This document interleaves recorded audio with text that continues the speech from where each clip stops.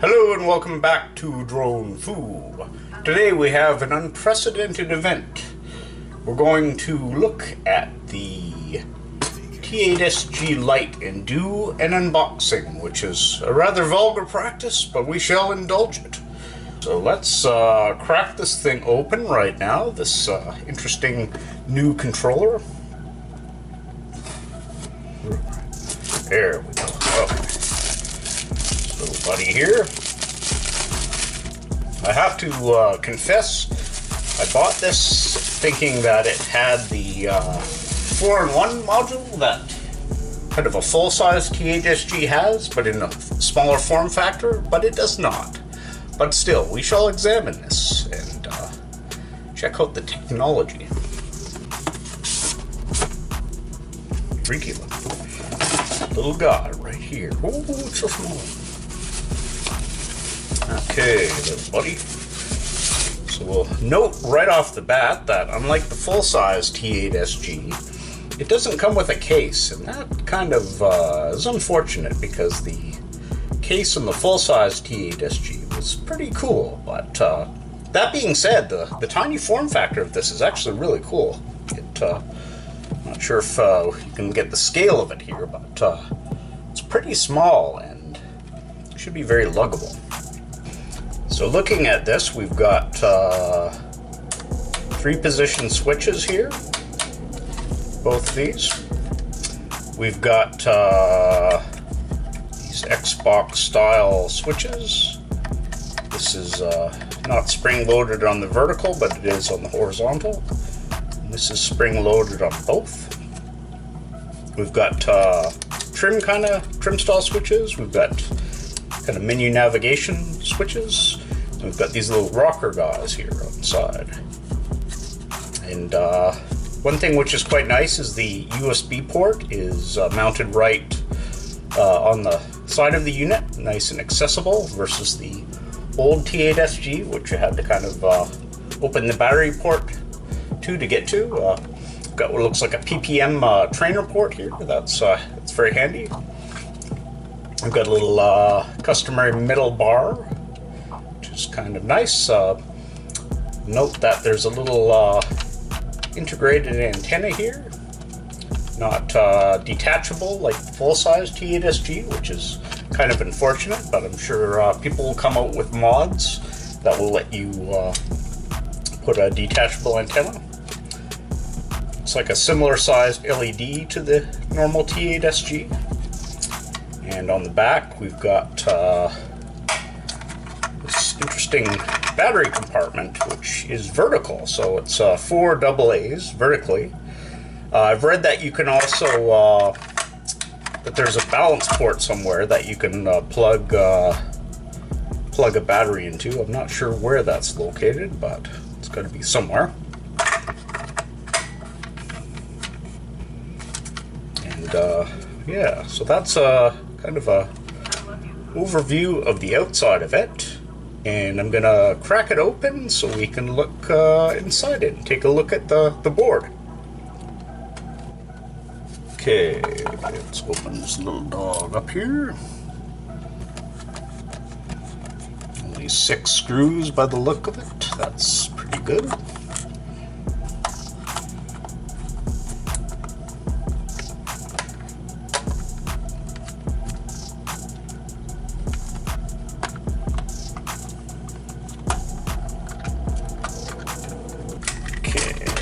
This little dog off here, and you can see the insides of this critter. It's all held together with little ribbon cables between different components of the circuit board, which is interesting. So it's not one monolithic circuit board, it's a bunch of separate ones that can be detached and swapped out if need be. So that's a very interesting design. And it looks like the rockers are just potentiometers with a little dial over them. So that's interesting. And for people that fly different modes, it's cool that you can. Looks like you can easily swap the gimbals. So that's very awesome. And the The antenna, oh, interesting, cool. The antenna looks like it's got a IPX connector. See, right here. So that can be probably really easily taken off and substituted for a pigtail, so you're not reliant on the built-in whip antenna. Yeah, it looks like a kind of a little whip antenna. So that's very cool. And the power lead right here looks like, let's take this out here. Yeah, looks like a balance cable. So that's also really cool. So you could probably, I'm guessing, hook a LiPo up to this pretty easily. So you'd have to, I guess, kind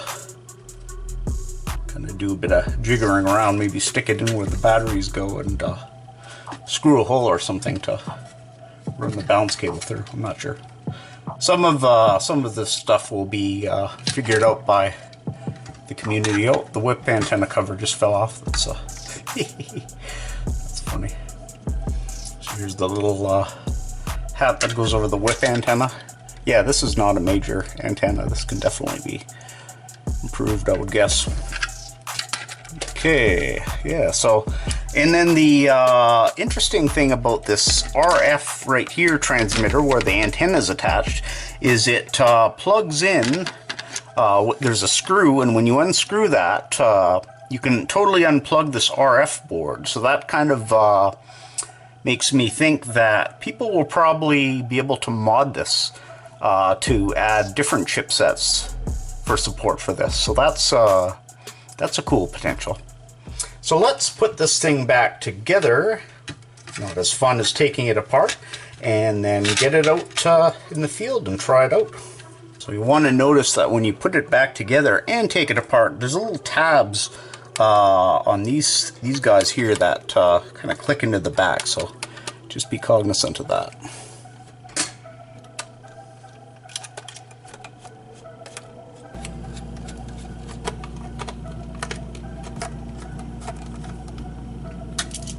Nice, that's a relative breeze to take apart and then put back together. That's a good thing to know. So I'm gonna go get some batteries and get this thing powered up.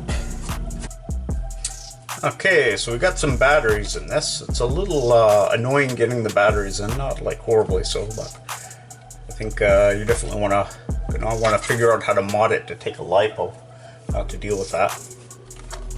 So the power switch is looks kind of like a rocker, but it's not. You just press it once and it comes on. And we've got red and a green light. I don't know why we have two of them. That's rather bizarre, but whatever.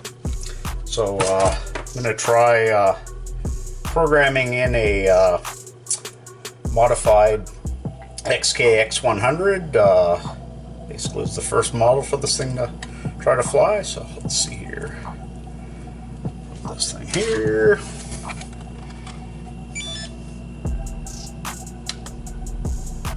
Model menu.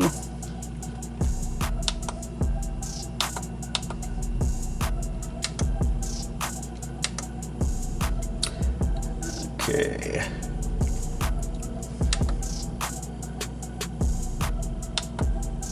Oh, weird. It's got preset menu models in here. X68, whatever that is, a flying wing DA. Huh, I don't know. Very odd. Okay, let's just put it in this empty slot here. Model name. These clicky buttons feel kind of like normal ones on the old T8SG. Kind of whatever, not a problem. Icon default. Okay, let's change it to a multicopter. Let's see. Okay, selecting the protocol here. FrSky is one of the protocols that it supports. FrSky V8. Oops, whatever that is. FrSky X. Sky RTech, you're probably not going to use that, old protocol. And we're going to use this here, the S-FHSS for the XK100. It's Corona, I don't know what that is. PPM, USB HID. So yeah, let's go back to this one. Okay, good. Okay. Okay, and that's should be all programmed. So I'm just gonna turn the unit off and then turn it back on to bind it. To turn it off, you gotta hold this button down. Oops. Oh, maybe not. It's freaking out. That's interesting.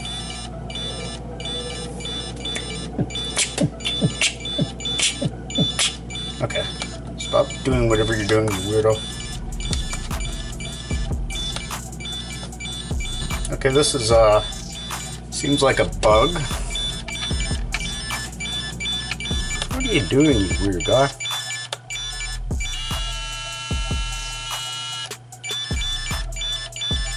Okay, this is annoying.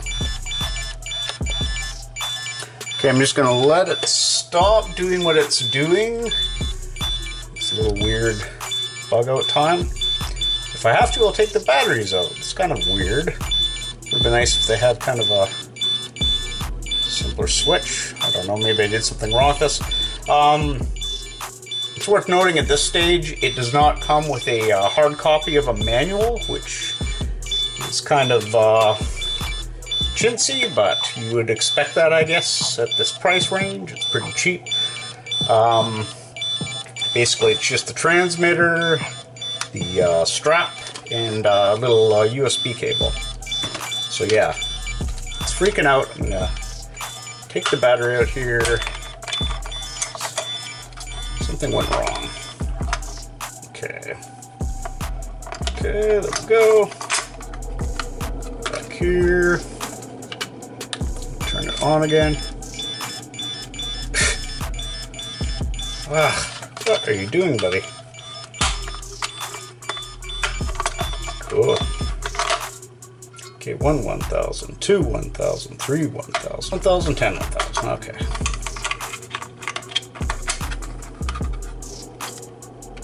Okay.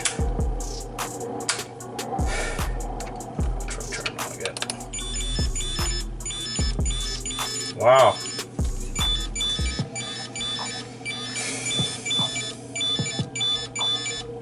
What the heck? What the heck is going on here? This is really weird. Okay. Let's try going into the menus.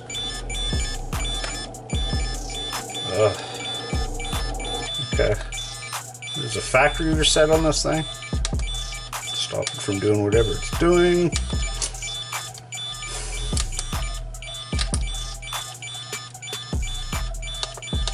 Okay, loading another menu got it out of that weird freakout mode. So let's load back the original X100. Okay. What the heck? So now when I'm in the X100 mode, it does this weird, like, repeat thing. Why? Okay, let's plug in the X100 and see if he'll bind with it or something. Okay. Okay, X100 turned on. Okay, so holding this down turned it off. Okay, that's good. Okay, just turn it back on, start. Why? Why do you do this?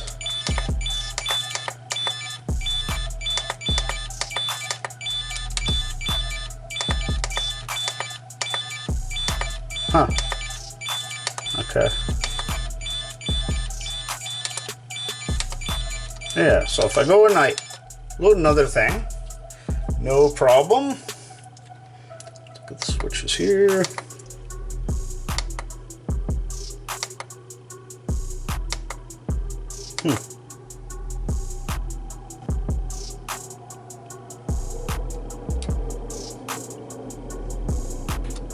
Okay, this one's got the same protocol as the flying wing one as the XK1 100. Let's see if we... Wow!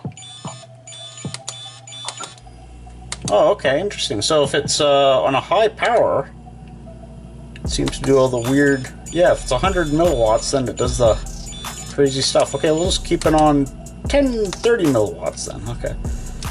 So let's go back to our model setup. Load RX100 configuration. Go to our power. Okay. I'm 30 mil. Oh, okay, good. So it doesn't do it here, yeah. 30 minutes. So it seems to be something to do with the power. That's very odd. Okay. Okay. So let's try to bind this thing.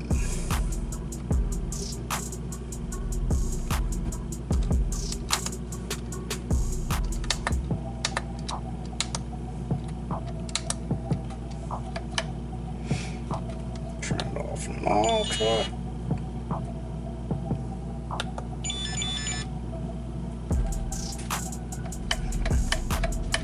Okay, we're not getting a bind. Pretty sure this is the right protocol.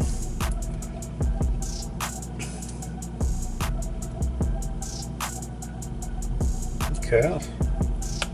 Turn this off again.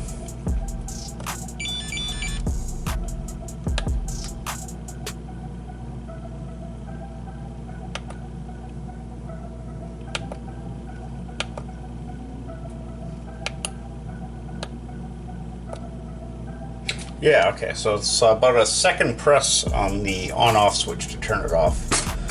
Okay. Plug this thing, plug it back in. Okay, turn this on. I love you.